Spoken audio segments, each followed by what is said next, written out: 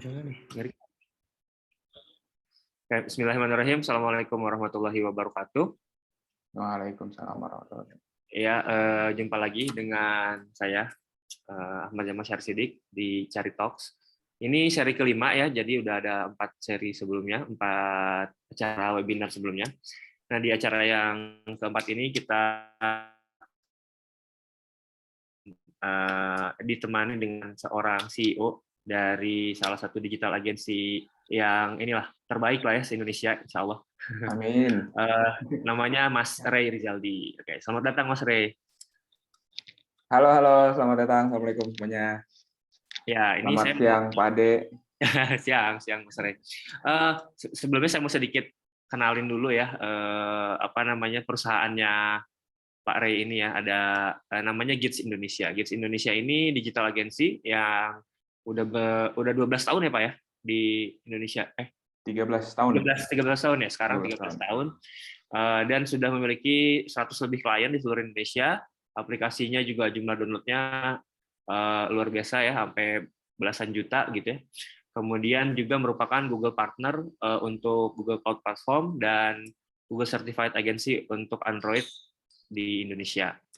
Oke, mungkin langsung aja nih ya. Jadi tema kita kali ini kita akan belajar bareng lah ya. Kita sharing lah gitu, ngobrol mengenai product development untuk produk digital gitu ya. Jadi bagaimana membuat produk digital yang baik dan benar dari ahlinya yang udah sering bikin lah ya. Gitu.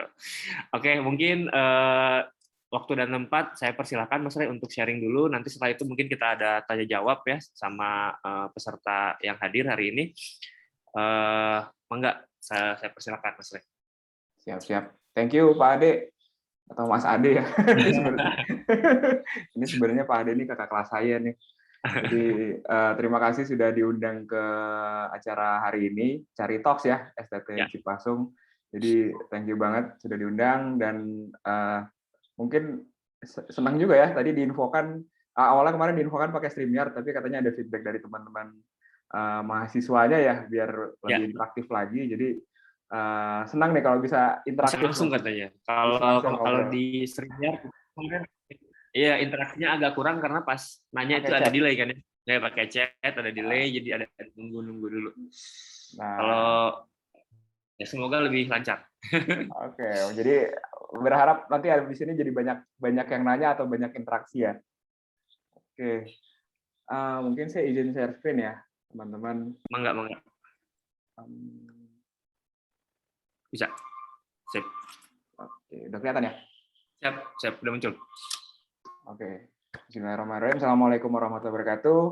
Waalaikumsalam warahmatullahi wabarakatuh. Thank you semuanya yang udah hadir di sini, mahasiswa-mahasiswi Cipasung ya, STT Cipasung dari IF sama TI ya ini hari ini ya. Jadi thank you Sabtu sore gitu ya. Ikut belajar di sini, malah Pak adeknya udah sampai di kampus ya, di belakangnya ada coret-coretan. Semangat sekali nih hari Sabtu kita belajar dan hari ini saya izin membawakan sebuah materi yang biasanya kita pakai buat ke klien ya. Jadi sebelum klien mau bikin aplikasi, kita pastiin dulu aplikasi itu memang dibutuhkan gitu. Karena banyak sekali aplikasi yang dibikin tapi ternyata pas dirilis tidak dibutuhkan dan malah akhirnya mati gitu. Termasuk Git sendiri ya, saya sendiri waktu di awal-awal tuh banyak bikin produk dan mati juga gitu. Jadi ini adalah rangkuman dari segala pengalaman yang ada di kami juga, di saya dan di Git juga. Oke. Ini saya izin silent HP dulu nanti takutnya dia nelfon. Oke, jadi perkenalan dulu ya. Saya Ray, panggilnya Ray atau Rizal kalau di rumah, jadi boleh macam-macam lah ya. Saya adalah founder dan CEO dari Gids.id. Sebenarnya saya itu adalah CEO ketiga ya. Tadinya partner saya, nanti saya ceritain kenapa saya jadi CEO ketiga. Terus saya juga adalah salah satu organizer di Agile Community Bandung. Dan kalau mungkin suka yang IF kali ya, suka ngulik Kubernetes atau ngulik cloud teknologi, itu saya juga bantu di JDG Cloud Bandung. Jadi kalau teman-teman suka ikutin Kubernetes community atau Google Cloud Community, mungkin ada chance untuk ketemu saya juga. Saya juga salah satu pengurus di APIK. APIK itu Asosiasi Prakarsa Indonesia Cerdas atau Smart City ya. Ini yang digagas oleh Pak Suhono Supangkat ya. Nah, Suhono ya. Pak Suhono, betul. Dan saya aktifnya di bagian Smart Health, jadi layanan-layanan kesehatan cerdas ya. Jadi Smart Health. Dan baru-baru ini saya juga ngajar juga nih, Pak Ade, ngajar di salah satu perguruan di D4 ya, di bisnis logistik Unpad gitu. Oh, di Unpad. Oh, iya. Baru tahu malah. Baru banget, baru semester ini. Oke, mungkin saya cerita dulu nih. Ini tadi udah dikenalin sedikit ya tentang GITS. Jadi GITS saat ini udah umur 13. Ini kemarin kita bikin GITS 13-13.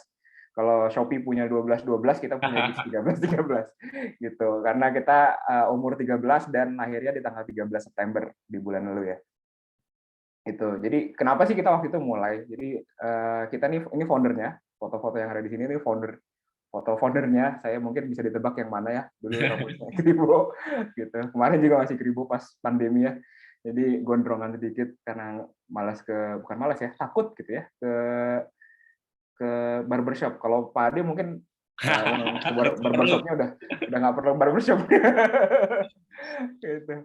Dan kita berlima waktu itu, kenapa kita bisa mulai, karena kita satu kosan ya, satu jurusan, satu kosan, dan kita dari mulai tahun kedua di informatika itu biasanya rajin ngegig. Ngegig itu nyari proyekan gitu ya. Proyekan itu bisa datang dari himpunan HMIF dulu. Bisa juga dari teman-teman di jurusan lain, biasanya kalau lagi ada tugas pemrograman, ada yang minta bantuin gitu. Ya kita bantuin in exchange for money gitu ya. Jadi kita mulai dari freelance, makin lama makin banyak yang kita bantuin, yang udah kita bantuin lulus, dikasih proyek yang lebih besar lagi karena mereka udah di tempat kerja gitu ya. Dan ya karena kita sering berkumpul rame-rame, kita sering ngerjain tugas besar bareng, dan kita sama-sama perantau ya. Di sini ada yang dari Palembang, ada yang dari Cirebon, ada yang dari Banten, jadi nggak semuanya orang Bandung. Totalnya yang ada di sini kita dari ITB, ada di ITB tapi bukan orang Bandung semua gitu. Jadi semuanya survival mode. Semuanya kalau akhir bulan, ayo kita jualan apa gitu. Jadi jualan susu di Lembang kita jabanin, jualan fotokopian modul dosen kita jabanin gitu ya.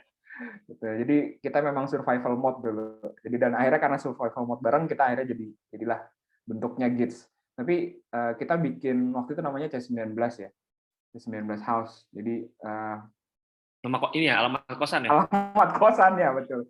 Baru kita gabung lagi ke sebuah ikatan alumni ya. Jadi di situ ada GITS bukan GITS, Ganesha Entrepreneur Club. Baru nama kita diganti jadi Ganesha IT Solution. Nah, di situ baru kita fokusin. Ya? Amar ya? Amar, betul. Amar 77 angkatan bokap gue itu. Iya, TK ya, Teknik Kimia 77 ya? Iya, benar. Oh, seangkatan bokapnya? Iya, wah. Saya TK 77, temannya Pak Amar. Wow, oke, baru tahu nih. Oke, lanjut, sorry. Oke. Terus kita setelah running 4 tahun, kita sempat pecah ya. Jadi dari berlima kita sempat pecah. Kenapa? Karena pas sudah running 4 tahun, udah pada lulus, udah mikirin nikah nih. Kayaknya ini bukan jalan hidup yang tepat deh kalau dia jalanin sambil nikah. Menjalani role sebagai wirausaha atau entrepreneur itu kadang-kadang itu jadi pertanyaan diri sendiri yang banyak.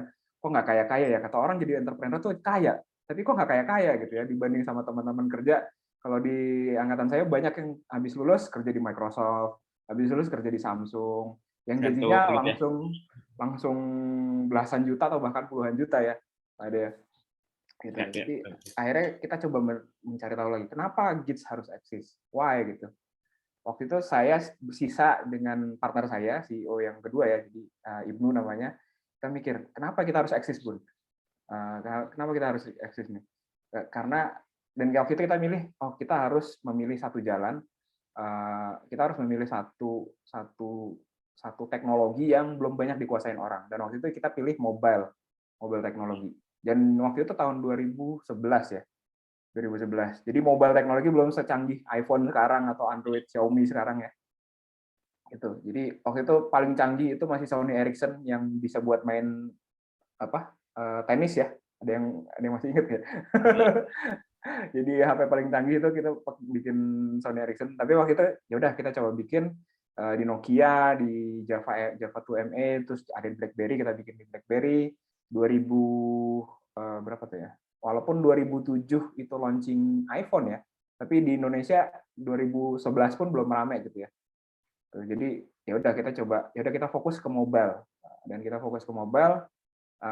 Alhamdulillah pilihan kita entah hoki atau memang lagi dapat gitu ya, pilihan kita benar gitu. Karena waktu itu kita baca satu data, itu tahun 2011. Tahun 2011 pengguna smartphone itu masih 1/10-nya pengguna PC.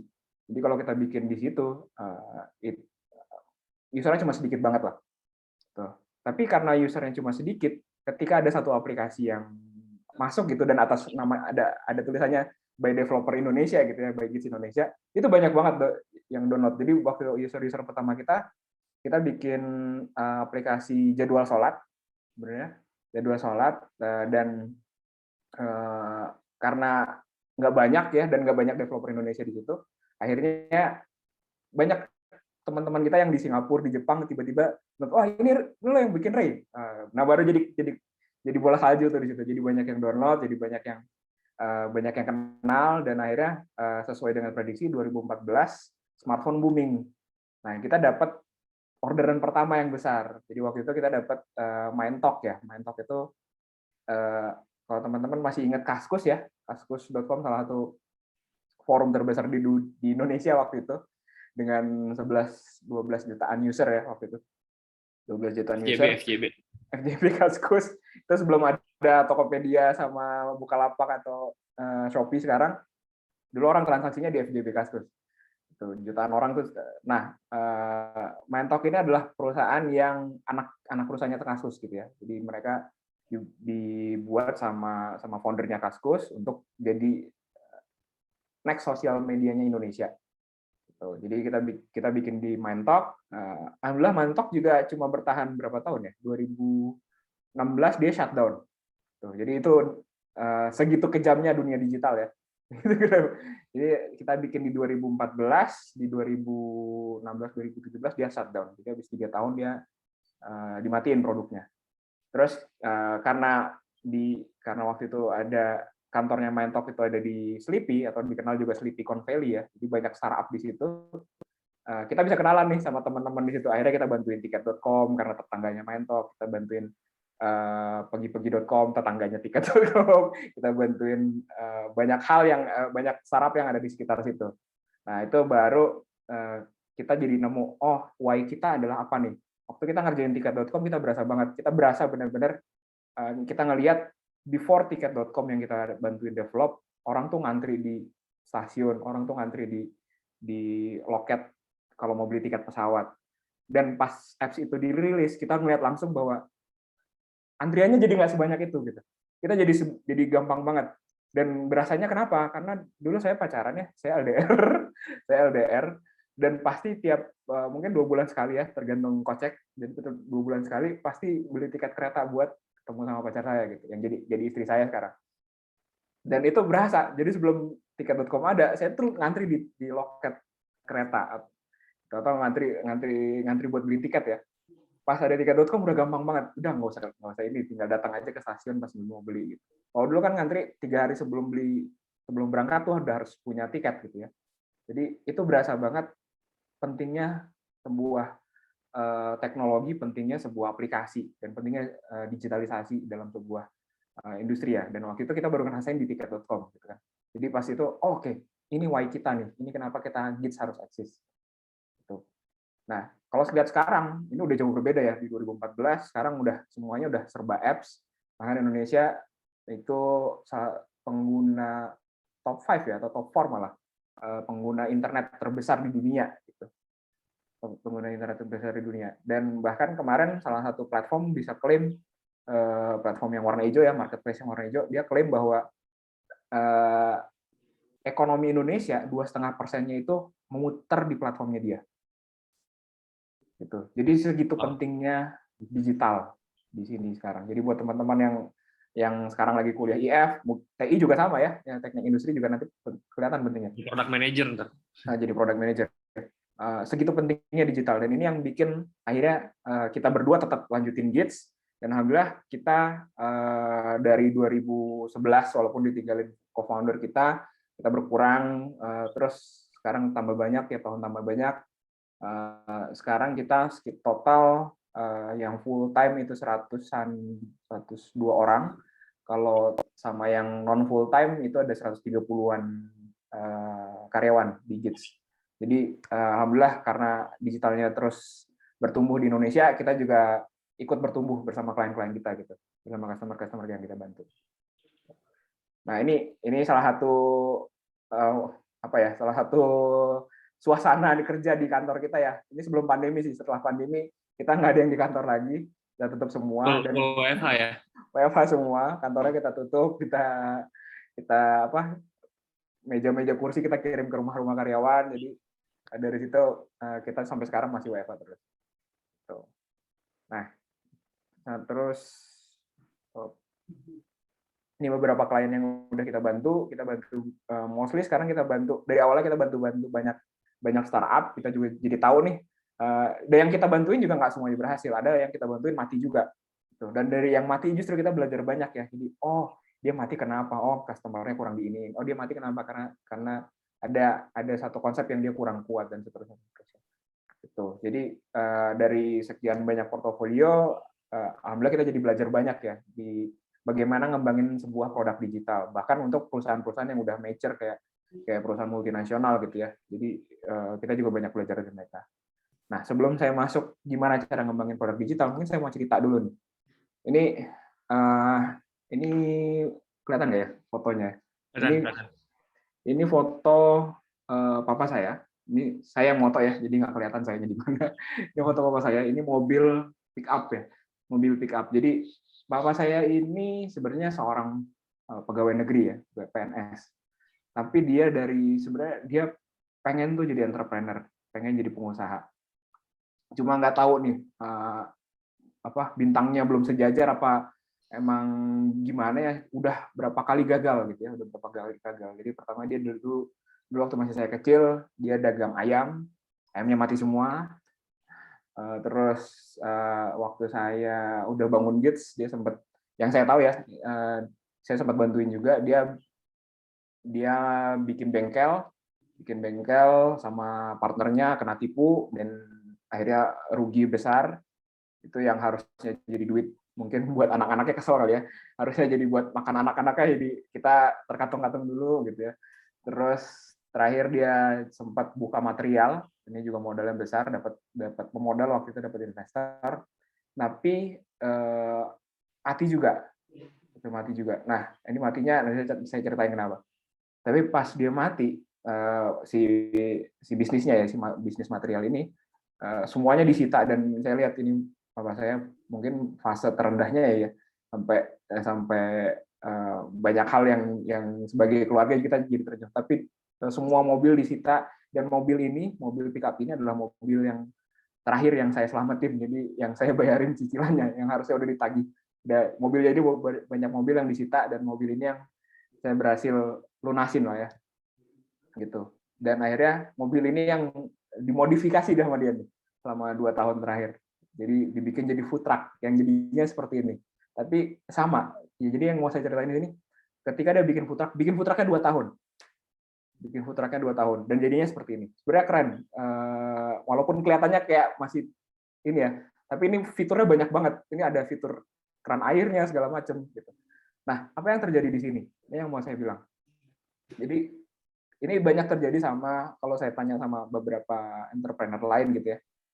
Ketika dia ngembangin sebuah produk, dia akan banyak ngabisin waktu untuk nge-build-nya doang. Padahal ketika kita ngembangin sebuah produk, kita harusnya mulai dari build cepat aja, terus kita measure, kita rilis cepat-cepatnya, lalu kita belajar. Tapi yang terjadi di sini adalah kita kelamaan build. Jadi ketika teman-teman, atau apalagi di digital ya, kelamaan build itu akan langsung disalip sama kompetitor. Iya. Ya. Kita kelamaan build, lupa measure, kita nggak tahu apakah kita udah ke arah sukses atau belum, dan kita lupa belajar. Kalau kita ternyata nggak ke arah yang benar, kita juga lupa belajar. Jadi ini yang terjadi mungkin sama papa saya, gitu.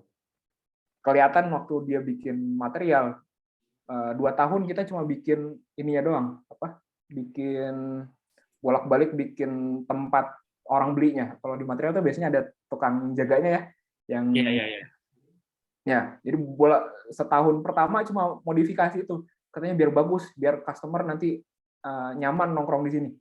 Nah, customer kalau mau ke material biasanya pengen cepet aja ya, mau beli pasir udah selesai pulang. Ya, benar ya? Iya, benar. Tapi waktu yang saya belajarin, ketika kadang kita sebagai pemilik produk atau pengembang produk, kita pengen produk kita secantik mungkin, sebaik mungkin, gitu. Ini juga terjadi sama food truck itu, udah 2 tahun. Makanya akhirnya saya ajak gitu, waktu tahun lalu, saya ajak ke pantai. Karena ini cuma di gudang doang nih, sebenarnya bisa jalan si ini tadi ya, si mobil tadi ya, si mobil tadi nih. Ini hampir 2 tahun cuma di workshopnya bapak saya doang nih, bolak-balik, diputar, dipelintir segala macam, di bor segala macam, tapi nggak keluar. Saya ajak keluar, dan bener, saya ajak keluar ke pantai. Di pantai banyak banget yang nanya, Pak jual apa? Pak jual apa? So sebenarnya kita tinggal keluar aja gitu. Kita tinggal keluar aja, dan kita bisa measure apa yang laku ya di pasaran. Jadi kita nggak kelamaan ngabisin waktu di build-nya. Dan ini banyak sekali entrepreneur atau product manager yang ngabisin waktu di build-nya instead of measure and learn-nya. Gitu. Dan ini mungkin bukan buat nakut-nakutin ya, tapi memang kalau teman-teman mau jadi pengusaha atau entrepreneur, 95% itu bisnis fails. Ini termasuk yang digital product, termasuk yang di traditional business. Ini emang begitu faktanya. Gitu. Dan kejadiannya ya karena hal-hal yang tadi, kita kebanyakan ngabisin waktu di build. Tuh. Tapi ada banyak hal lain juga sih. Jadi kalau kenapa sebuah bisnis fail, dan ini ngomongin digital ya, biasanya kita mikirin kalau terlalu banyak customer yang kita tuju. Misalnya banyak kalau entrepreneur yang saya tanya, mau bantuin siapa sih? Oh, semua orang bisa nih pakai produk ini. Itu target. Itu targeting to many customer ya. Terus udah targeting to many customer, ternyata problemnya nggak worth gitu, nggak ada yang mau bayar untuk solusi itu. Terus juga yang sering terjadi, terutama yang sama engineer ya, sama anak-anak ya, termasuk saya juga nih, itu terlalu jatuh cinta sama produknya sendiri, fall in love too much with the solution. Ini ya, innovator bias itu ya. Nah, betul. Kalau baca bukunya siapa? Christensen ya? Iya. Innovator bias, betul. Jadi ini beberapa penyebab kenapa sebuah bisnis termasuk produk digital juga gagal. Dan ini yang saya lihat juga di klien-klien saya yang mati secara aplikasinya ya, termasuk saya sendiri juga. Gitu. Nah, saya lalu ketemu sama yang namanya Lean Canvas. Jadi kalau teman-teman mungkin di TI ya, ini TI biasanya sering ikut lomba-lomba bisnis plan ya. Jadi kalau dulu kita kenal namanya bisnis plan, kita bisa bikin bisnis plan berhalaman gitu ya. Tapi pas dites di ini ya banyak yang tidak valid gitu, banyak yang tidak cocok dengan kondisi lapangan. Sebenarnya Lean Canvas ini adalah versi simpel dari bisnis plan. Tujuannya adalah supaya kita tetap butuh planning. Kita nggak boleh tiba-tiba aja gitu ya. Dan untuk ngetes kalau teman-teman pengen bikin produk digital atau sebuah bisnis, itu jadi lebih cepat. Bentuknya kayak gimana sih? Bentuknya kayak gini nih. Nih, saya coba pakai pointer. Nah, seringnya kita selalu bikin dari solusi. Kalau di Lean Canvas ini ada guidance-nya. Kalau kita mau bikin suatu produk digital atau sebuah bisnis digital, kita selalu mulai dari nomor 1 nih. Entah mulai dari problemnya dulu atau mulai dari customer segment. Tapi biasanya nyambung sih. Kalau kita kenal customer segmentnya siapa, kita akan tahu problem yang dialami sama customer segment ini apa. Gitu.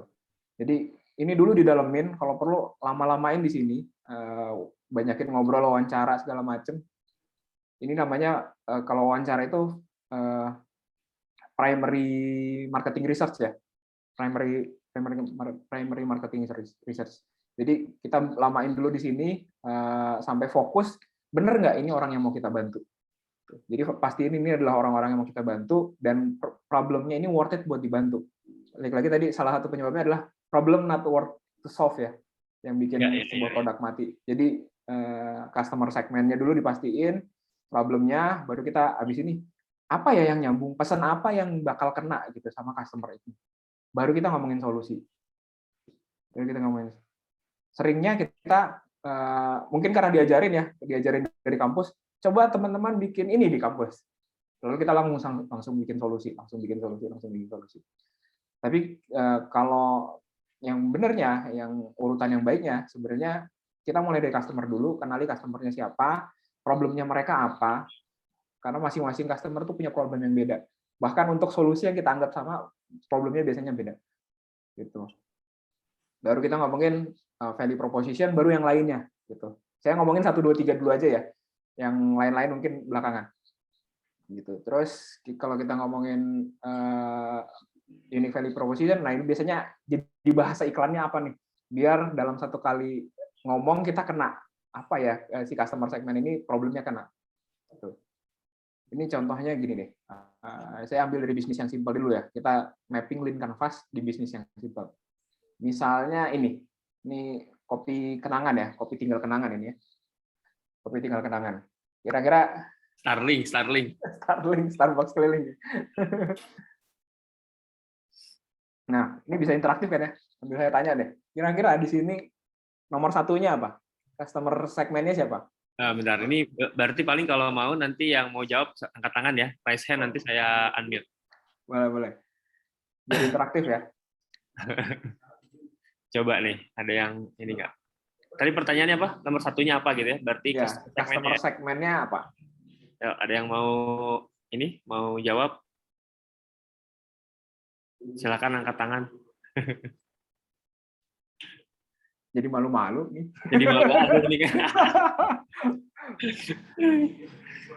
Biasanya expect-nya ditanya jawabnya di terakhir ya, jadi di tengah-tengah kaget.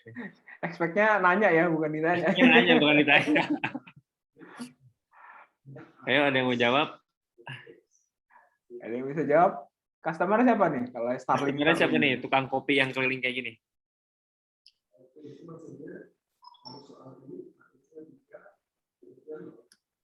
Belum ada yang mau jawab ya? Saya next aja.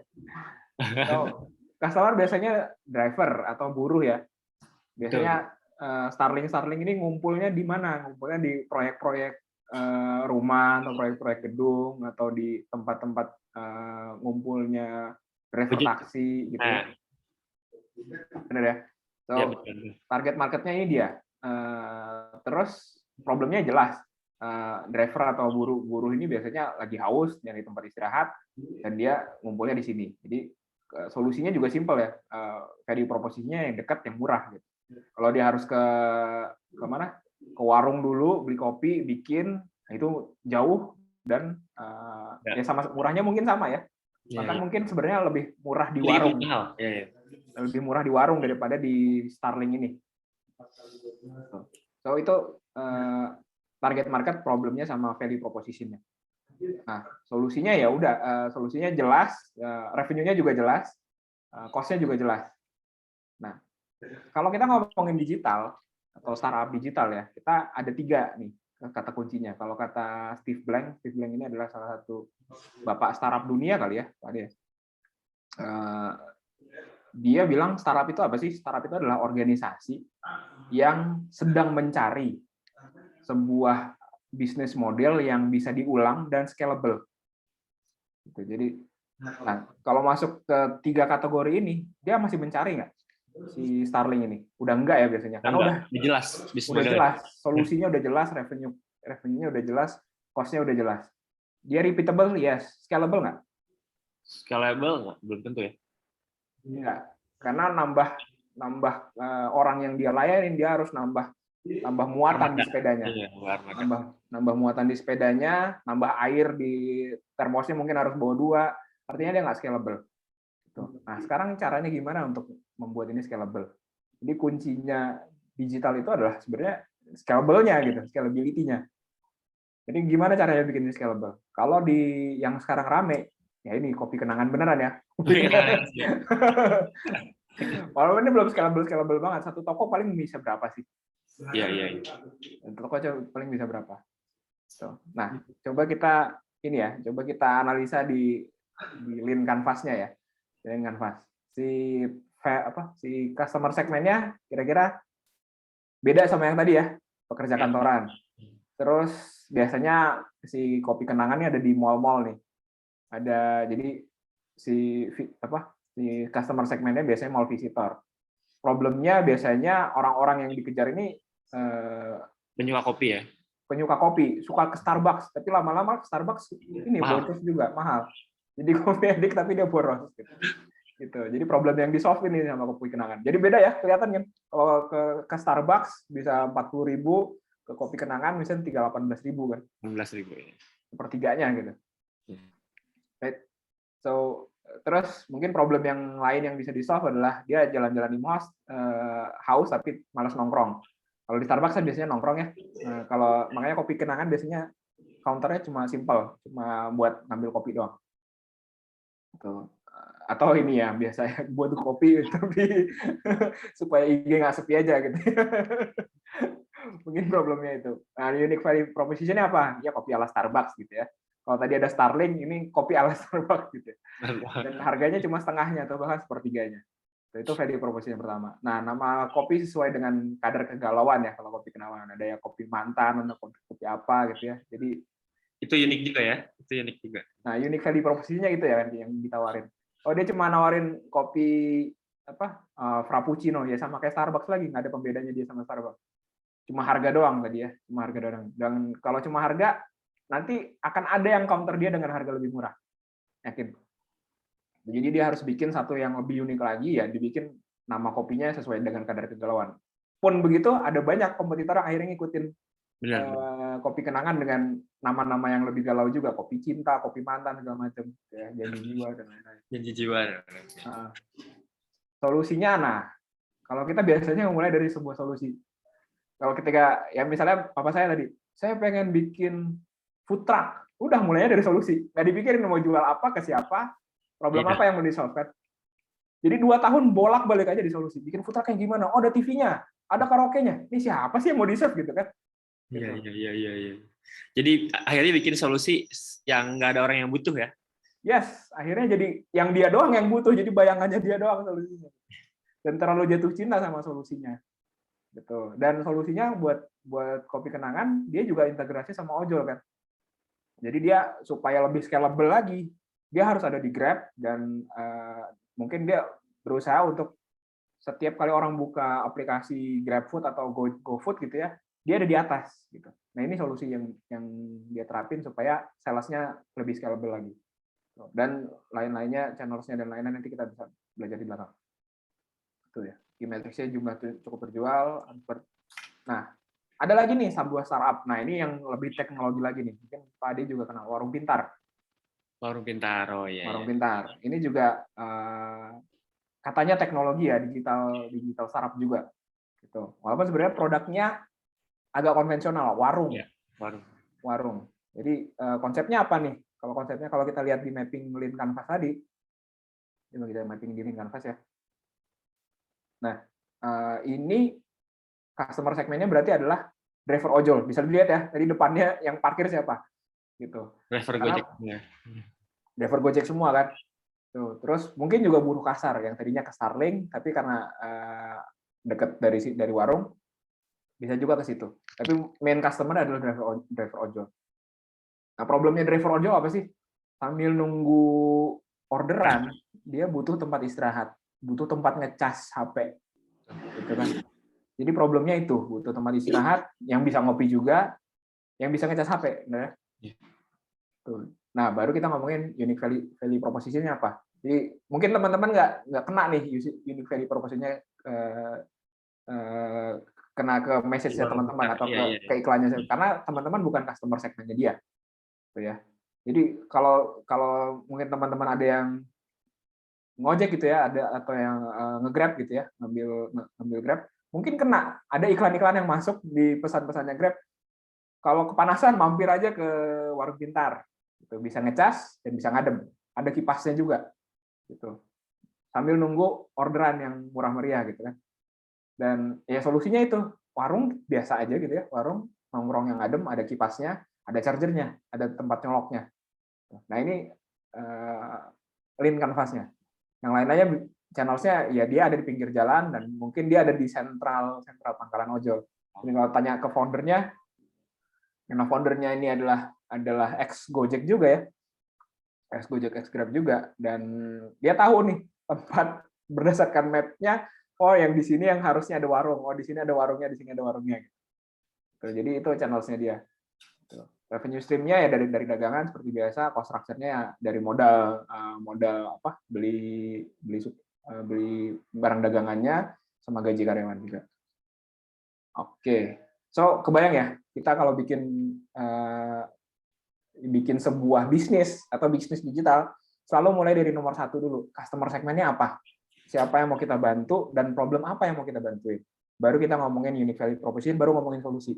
Yang kebalik, kita selalu ngomongin solusi dulu, terus lama build-nya, dan akhirnya build-nya nggak jadi-jadi, dan mati. Gitu, karena duitnya habis buat bangun. Gitu. So, kalau produk digital kamu mau apa nih? Ini saya mau kasih contoh. Terus gimana caranya kita mau cari customer segment? Kalau mau, gimana caranya kita mau validasi apakah customer kita benar atau problem kita benar? Ini kita ngomongin, ini agak teknis ya. Kalau teman-teman nyari sesuatu ya, anggap nyari apa misalnya, nyari lampu belajar. Biasanya teman-teman akan kemana? Ke Tokopedia pakai search, atau ke Google langsung nyari lampu belajar murah.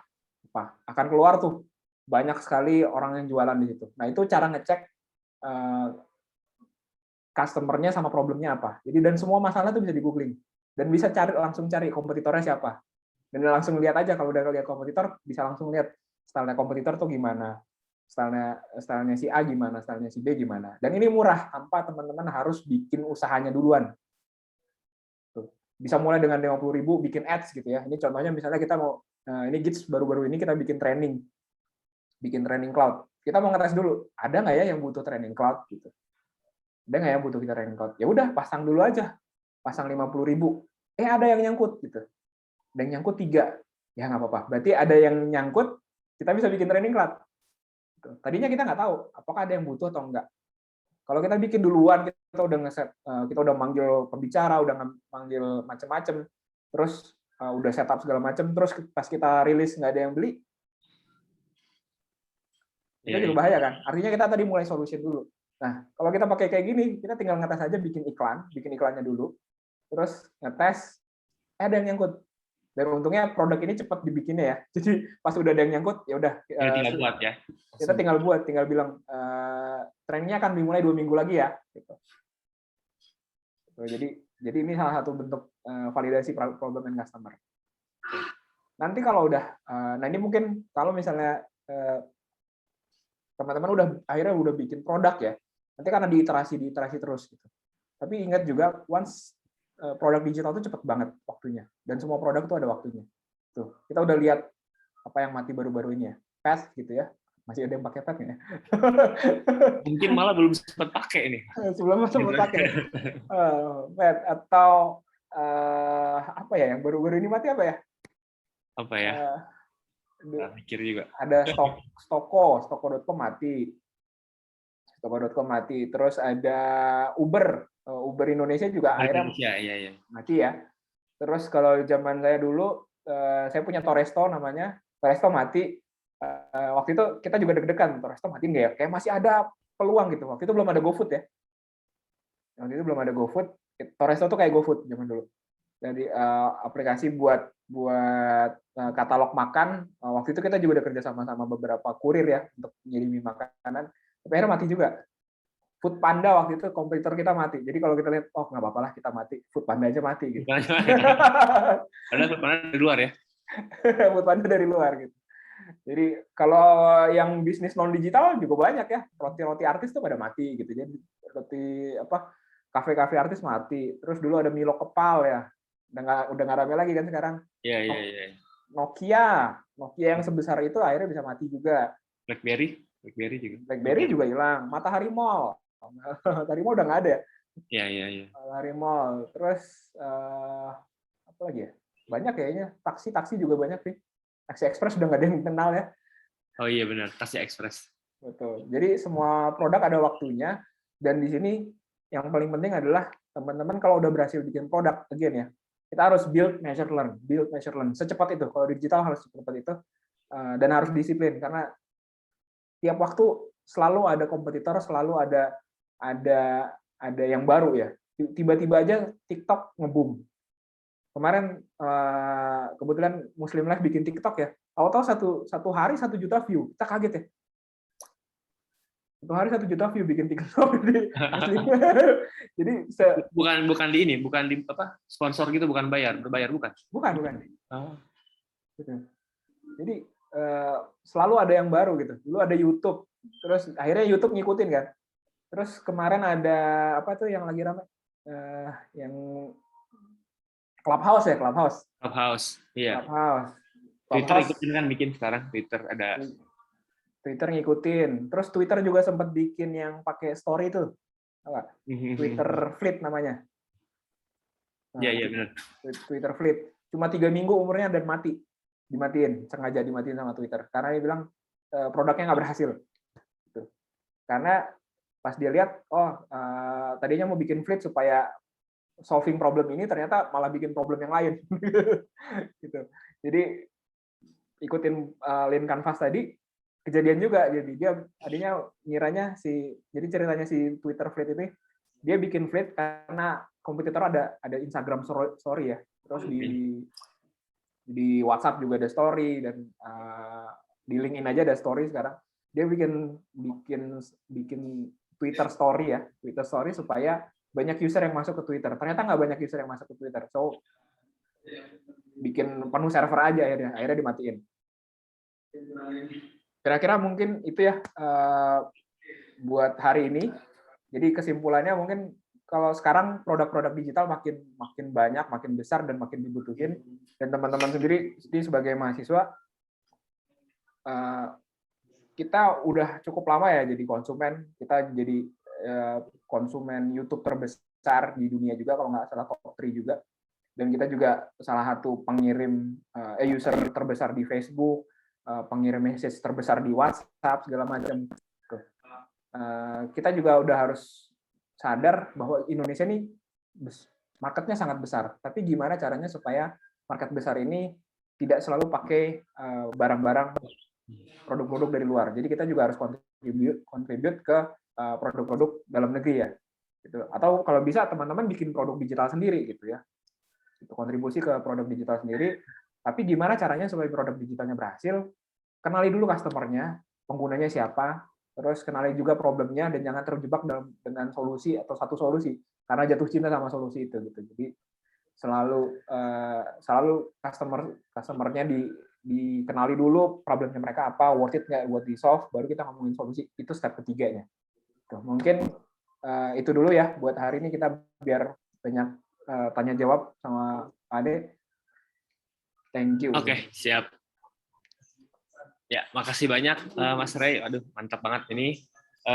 Jadi saya coba sedikit rangkum ya. Jadi tadi yang diceritakan disarikan dari ini ya, dari berbagai pengalaman Mas Ray ketika mengelola Gits ya, termasuk dari pendirian sampai sekarang gitu ya, bahwa poin paling pentingnya adalah kita jangan sampai terjebak dengan yang namanya innovator bias ya, atau kita merasa ini produk saya paling keren, kita mulai dari solusinya dulu, kita merasa ini bagus. Ya mungkin untuk kita pribadi bagus, tapi siapa yang akan pakai gitu. Jadi kita harus diawali dengan menentukan siapa customer targetnya siapa, kemudian problem yang akan di-solving-nya apa, baru kita ke solusi. Itu bisa dipetakan dengan menggunakan si Lean Canvas tadi itu ya. Dan tadi di akhir juga itu ada pesan yang sangat penting ya. Ini saya harap juga apa ya? Mungkin tidak bisa dilakukan sekarang, mungkin nanti setelah kita punya pengalaman lebih banyak gitu ya, mungkin mahasiswa yang baru masuk tingkat 1 itu masih pengalamannya masih kurang, mungkin yang sudah tingkat 3, tingkat 4 gitu bisa mulai ini, bahwa Indonesia ini market yang sangat besar, jangan sampai hanya dikuasai oleh produk-produk digital dari luar, tapi kita juga harus bisa membuat produk-produk lokal gitu, seperti apa yang dicontohkan sama Gits, banyak ya, ada Muslim Life gitu ya. Mungkin ada yang mau download juga Muslim Life gitu ya. Oh iya ya, jangan lupa ya download aplikasi Muslim Life. Yang suka olahraga jangan lupa kunjungi lapangbola.com. Ya, kayak gitu mungkin lah. Oke, sekarang kita buka sesi tanya jawab. Barangkali ada dari yang hadir di sini ingin bertanya. Silahkan di raise hand, nanti saya unmute. Mangga.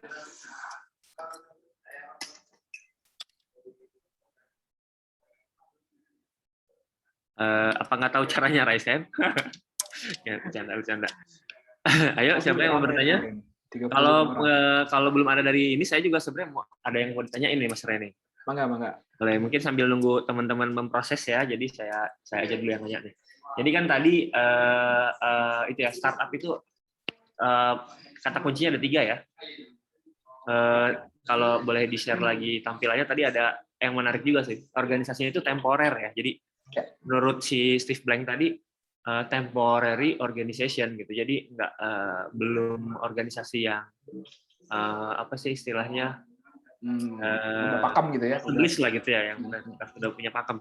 Nah itu boleh diceritain nggak tuh, maksudnya kenapa sih sampai dia nyebutnya itu temporary organization tuh di situ? Maksudnya apa memang secara spesifik harus organisasinya temporary, atau maksudnya tuh apa ya, secara yang tafsiran kita ya terhadap pernyataan itu apa sih sebenarnya dia bilang temporary itu? Temporary itu gini, karena kita masih dalam bentuk pencarian ya. Ibaratnya teman-teman masuk kuliah masih mencari jati diri lah. Masih belum firm bahwa bentuknya teman-teman ini, value-nya teman-teman ini. Kalau di organisasi juga sama. Kalau kita ngomongin scalable, berarti organisasi ini akan berubah dari mulai dia serving 3 customer doang, jadi 10, terus 30, 300, dan seterusnya. Kita sendiri ngerasain ya, Gits dari mulai 5 orang, terus jadi 10 orang, terus jadi 30 orang, lalu sekarang jadi 100, itu organisasinya jadi berbeda. Gitu. Jadi jangan dulu matok organisasi itu saklek di stage-stage awal, karena kita butuh growth lebih cepat gitu ya. Karena kalau kita ngomongin scalable itu apa namanya, bertambah dengan apa ya, deret dulu tuh kalau ekonomi berjalan dengan deret ukur, manusia berjalan dengan eksponensial, teori ekonomi zaman dulu tuh lupa. Jadi kalau si scalable itu biasanya eksponensial gitu ya angkanya. Jadi kalau dalam waktu yang cepat, atau bahkan rumusnya kalau teman-teman nanti bikin startup gitu ya, rumusnya setiap bulan teman-teman harus naik 10%. Jadi kalau sekarang serving 10 customer, dalam setahun udah harus naik 120%. Berarti dari 20 customer, naik 120% lagi jadi 40, naik 100 lagi jadi 80, dan seterusnya. Ini artinya organisasi teman-teman nggak bisa saklek dulu. Nggak bisa saklek dulu. Nah, makanya disebut temporary organization, karena masih mencari caranya supaya bisa repeatable dan harus scalable. Oke. Gitu. Siap. Terus tadi kata kuncinya itu 3 ya, sedang mencari, repeatable, sama scalable itu ya. Okay. Kalau UKM, misalnya kayak kita bikin ya Starling ya, atau kita bikin usaha warung, ya warung nggak akan scalable. Warung punya kapasitas maksimal, atau kita misalnya bikin usaha apa ya, barbershop misalnya, barbershop ya segitu. Skalanya nggak akan lebih besar daripada sekarang apa sih yang startup yang beauty, nggak lupa namanya. Nggak tahu gue apa ya. Itu klien kita juga lupa. Ya ada misalnya kayak si Wardah lagi bikin startup digital juga. Nanti bisa cari sendiri. Oke. Oke, ya, yang mau bertanya mangga silakan. Di sini raise hand, atau nanti saya unmute, atau tulis di chat, nanti saya bacain juga boleh. Vanessa mau nanya, Vanessa?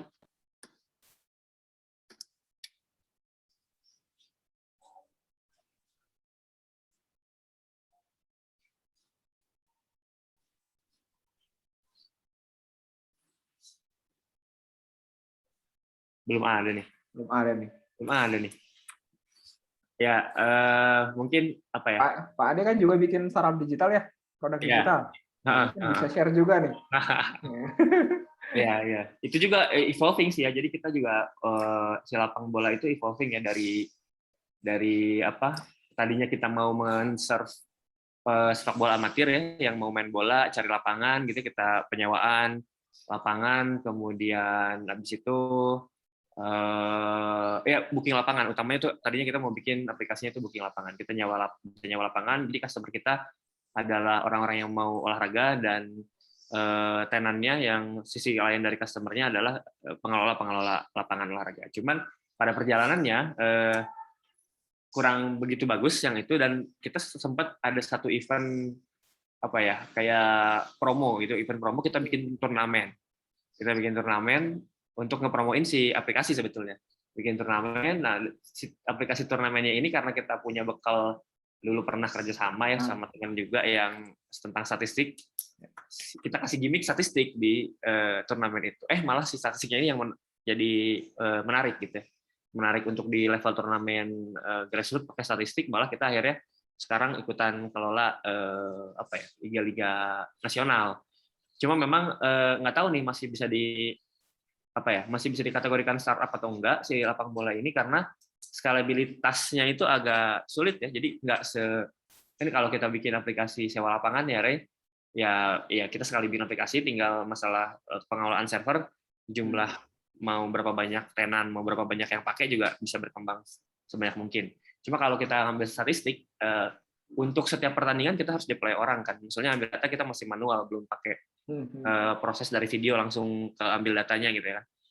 Jadi sehingga dari sisi scalable-nya udah kurang memenuhi nih. Jadi ya sekarang modenya masih jadi kayak mode IT solution sebetulnya, jadi ya karena kita spesifik tapi di bidang statistik gitu. Jadi project ya, betul. Masih nyari-nyari juga sih ini model lain yang scalable-nya gitu. Karena itu ya udah, itu jadi kayak cash cow-nya ya udah jelas, kita ke liga-liga gitu ya. Yang udah jelas project-nya tiap tahun ada untuk ngejaga cash flow. Nah, produk lainnya kita lagi pikirin nih apa nih yang kira-kira bisa scalable. Gitu.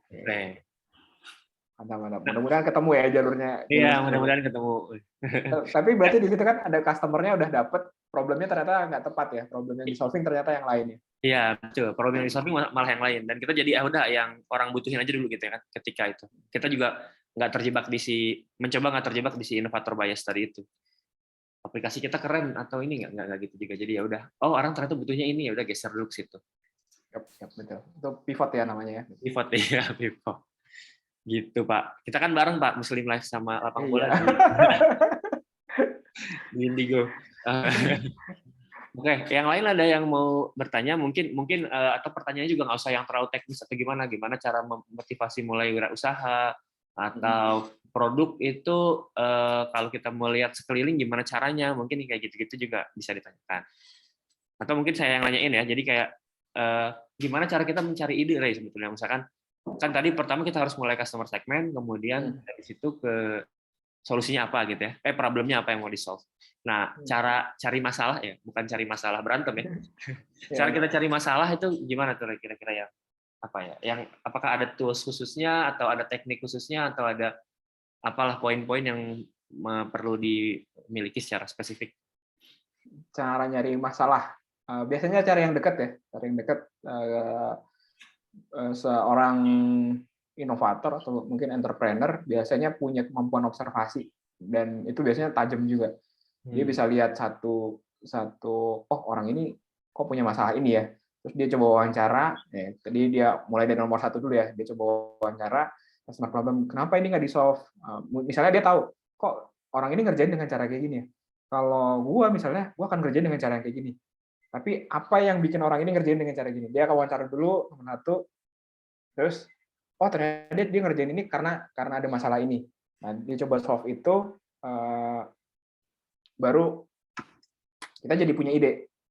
Ya, jadi cari masalah yang paling dekat, atau misalnya lapang bola. Lapang bola kenapa? Karena Pak Ade suka main bola kan. Ya, betul. Ya. Kalau saya misalnya bikin Muslim Life. Kenapa saya bikin Muslim Life? karena kita udah pernah bikin jadwal sholat dulu yang saya ceritain waktu awal-awal. Kita udah pernah bikin jadwal sholat, dan jadwal sholat ini waktu kemarin ada berita tentang Muslim Pro ya, Muslim Pro lagi Oh iya, diinin sama lagi Amerika ya. masalah datanya ya. Masalah datanya dijual ke pemerintah Amerika, kita jadi ngerasa, oh sebenarnya ini jadi momen nih, kita harus punya value lebih ke teman-teman, terutama yang di Indonesia ya, gimana caranya supaya data-data teman-teman itu bisa aman, dan kita juga jadi bisa memberikan value lebih ke teman-teman Muslim. Jadi akhirnya di Muslim Life itu ada, walaupun awalnya saya juga ini ya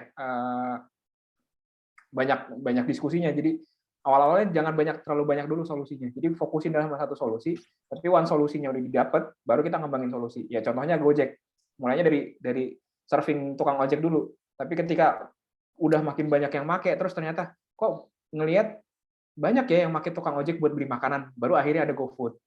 Iya. Terus samping-sampingnya jadi banyak ya, samping-sampingnya jadi banyak. Betul. Terus ketika ngelihat di datanya lagi, untungnya digital ya. Kalau digital aja bisa dibaca datanya. Terus ngelihat lagi, wah ternyata banyak ya yang ngirimin paket via Gojek, akhirnya jadi GoSend.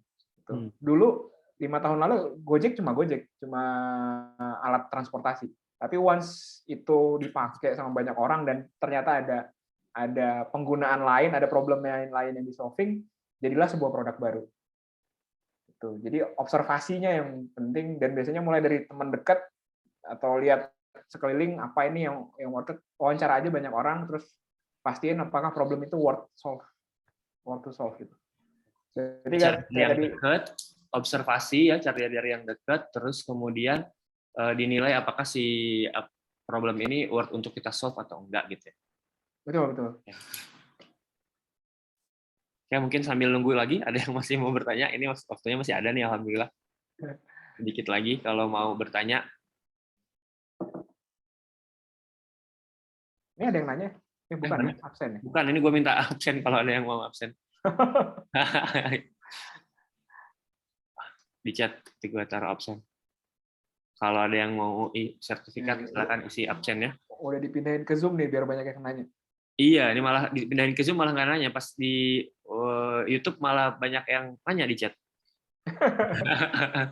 Ya di chat juga nggak apa-apa kalau mau nanya di chat. Iya, di chat juga nggak apa-apa. Oh, ini ada angkat tangan nih. Sebentar, saya lihat dulu. Siapa ini? Asep, Erlan. Silakan. Ask to unmute. Ya, Assalamualaikum warahmatullahi wabarakatuh. Waalaikumsalam. Waalaikumsalam warahmatullahi wabarakatuh. Ya. Perkenalkan, Ahmad, Ray,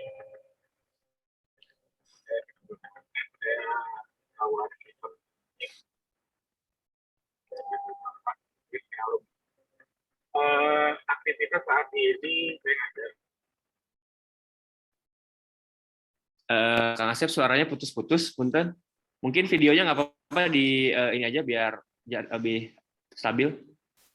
Videonya di stop aja ya, saya. Itu mengenai, mohon maaf saya lagi di mobil, lagi di jalan. Iya nggak apa-apa.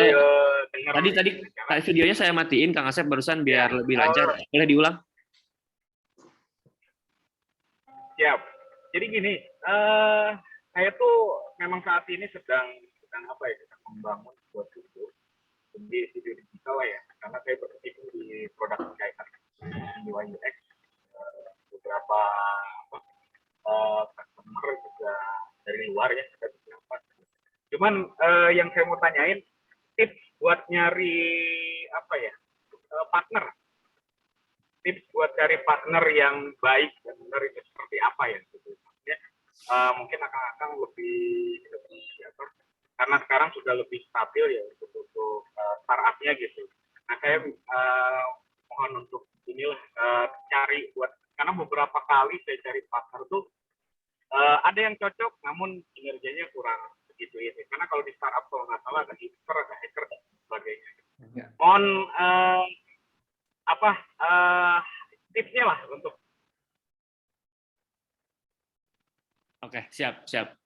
Jadi yang diinginkan itu tips untuk ini ya Kang Asep ya, untuk cari partner dalam membangun startup itu seperti apa gitu ya, cara memilih partnernya. Nah, mungkin Mas Rey bisa dijawab, Mas Rey. Wah, ini mungkin kalau kebetulan kalau di kasusnya saya ya, cari partner untuk di Gigs-nya misalnya, untuk di Gigs-nya itu sama-sama dari satu kosan tadi ya, satu tempat kuliah. Jadi dan udah kenal, udah berkonflik lama juga, udah berkonflik bareng juga. Jadi udah biasa berantem. Itu yang jadi partner saya sampai saat ini. Mungkin yang beda itu misalnya, dan saya mungkin hoki ya nih Kang Asep ya. Misalnya di Muslim Life, kita partneran sama CEO-nya sekarang. Itu ceritanya juga lucu. Itu ceritanya ustadznya lagi kita undang buat jadi penceramah di kantor di Gids. Jadi ustadznya kita undang jadi penceramah di Gids. Ternyata dia punya Muslim Life, dan kita kebetulan memang sedang mencari seseorang juga untuk bantuin kita di yang jadwal sholat yang pertama dulu. Jadi ya udah gimana kita kolaborasi, dan alhamdulillah sampai sekarang kita masih running. Dan dalam berpartner menurut saya sangat wajar untuk bertentangan ya, maksudnya untuk berdiskusi alot gitu ya, mungkin sampai berargumen panas, itu sangat biasa. Yang paling penting tadi ya, justru kadang-kadang yang nggak yang walaupun berasa enak, tapi enaknya tuh enak fake gitu ya, enak karena tidak berdebat. Gitu. Enak karena tidak berdebat. Jadi justru yang enak tuh malah kalau kita bisa berdebat dan saling mengupdate diri ya. Oh ternyata gini, oh ternyata cara pandang yang benar gini, oh ternyata dia punya cara pandang yang lebih luas lagi. Gitu. Tapi kalau mencari dari nol, saya rasa mungkin banyak pergaulan kali ya, banyak diskusi, banyak ngobrol sama teman-teman. Kalau kita nyari partner teknikal, datang aja ke acara-acara teknis, misalnya saya ngadain GDG Cloud Bandung. Di situ ada banyak orang yang sedang juga mencari partner juga, partner bisnis misalnya. Dia punya ide atau dia punya banyak orang teknis yang pengen bikin produk yang scalable juga. Karena buat orang programmer biasanya itu mencari apa yang bisa di develop secara scalable ya. Kalau nggak salah Mas Iqbal juga pernah sharing di sini ya, Iqbal Farabi. Ya, pernah sharing di sini. Misalnya dia pernah bikin perusahaan, tapi dia gabung Gojek karena supaya punya pengalaman untuk bangun sesuatu yang scalable kan. Betul. Biar jadi C-level. Jadi C-level. Karena waktu dia bikin sendiri banyak produknya nggak terlalu scalable misalnya. I don't know. Jadi mungkin pertama kalau cari partner, cari di komunitas kalau belum ada, atau cari teman yang kita nyaman berdebat bersama, kita nyaman berargumen bersama, nyaman untuk saling mengutarakan, walaupun untuk mengutarakan pendapat kadang-kadang tidak nyaman ya. Tapi justru yang tidak nyaman itu kita nyamanin, itu malah jadi partner yang enak sebenarnya. Oke. Jadi justru harus berantem dulu ya. Berantem dulu.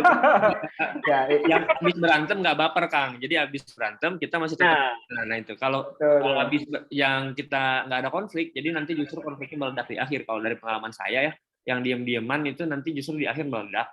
Tapi kalau yang dari awal kita bisa ngomongin apa yang kita mau dan partner juga bisa ngomongin apa yang dia mau, berantem sebentar habis itu udah baikan lagi. Nah itu biasanya lebih langgeng partnerannya.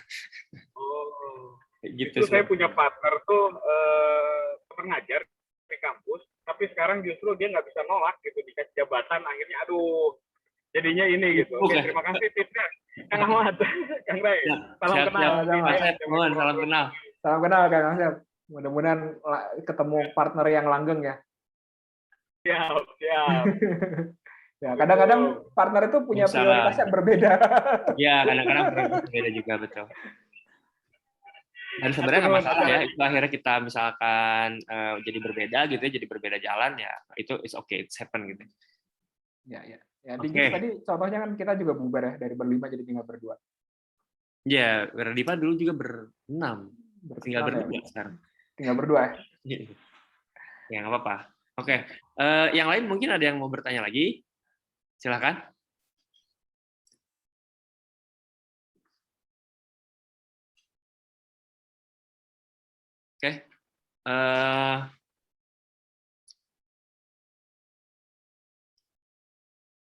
Oke, kalau nggak ada, misalkan dari Mas Ray ada kata-kata penutup, mungkin pesan-pesan untuk ya. Jadi ini memang saya buat apa ya, mayoritas yang hadir dari kampus sini dari SMK Cipasung. Cuman alhamdulillah dari beberapa terakhir itu ada mulai banyak juga dari kampus lain. Kayak tadi Pak Asep itu dari Universitas Pamulang, terus ada juga yang tadi saya lihat dari yang daftar itu ada yang dari Serang, ada yang dari ya kampus-kampus swasta juga banyak ya.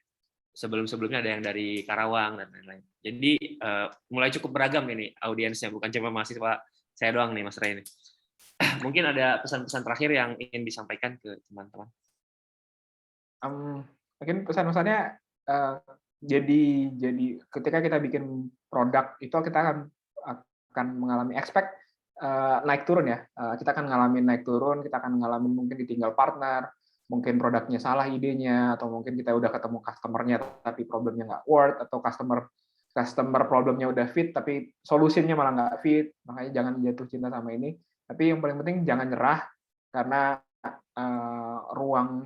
ruang untuk bereksplorasi itu masih banyak. Dan ya kalau kita ngomongin nasionalisme ya, Indonesia butuh lebih banyak penggiat produk digital, penggiat pembuat produk secara umum juga butuh ya. Kalau kita ngomongin defisit traffic gitu ya, banyakkan traffic keluar nonton Netflix dibanding dibanding traffic untuk ke produk sendiri. Gitu ya. Kalau kita bisa bikin suatu produk yang mungkin bisa mendatangkan traffic dari luar ke kita gitu ya, itu lebih bagus. Gitu. Jadi mungkin mudah-mudahan itu bisa jadi motivasi buat teman-teman untuk terus meningkatkan ini ya, terus belajar, terus ningkatin skill kemampuan ngodingnya, analisa sebagai product manager atau product owner nantinya, dan ya jangan nyerah untuk bikin produk. Oke, mantap. Ya, terima kasih sekali, itu pesan-pesannya saya coba sedikit rangkum ya. Jadi kalau kita mengembangkan produk itu pasti ada naik turunnya, ada ups and down-nya, tapi poin penting jangan sampai nyerah. Grit ya Res ya, harus punya grit ya. Grit. Harus punya grit ya. Saya juga kalau lagi ngajar pengantar kewirausahaan suka bawa grit.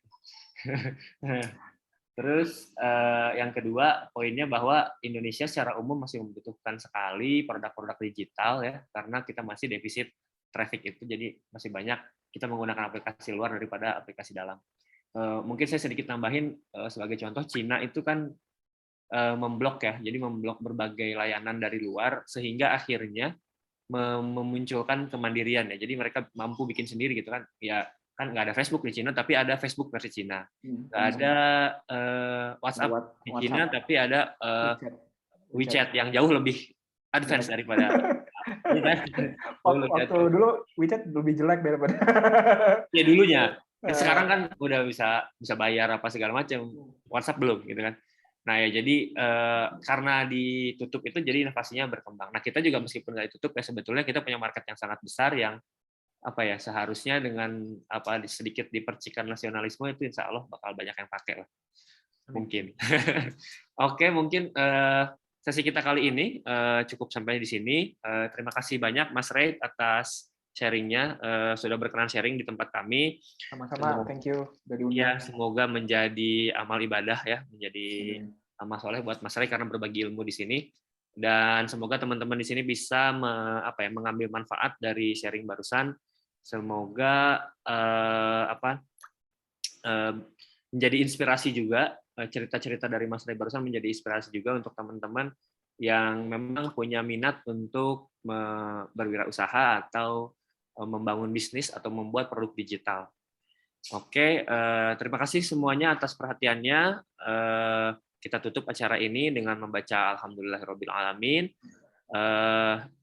Sekali lagi dari saya, mohon maaf jika ada kekurangan. Assalamualaikum warahmatullahi wabarakatuh. Waalaikumsalam. Jangan lupa download Muslimah. Oh ya, jangan lupa kalau lihat skor bola di lapak bola. Oke, siap. Sama-sama Kang Asep. Mohon, siap. Thank you Kang Asep. Ya, ini saya stop recording dulu.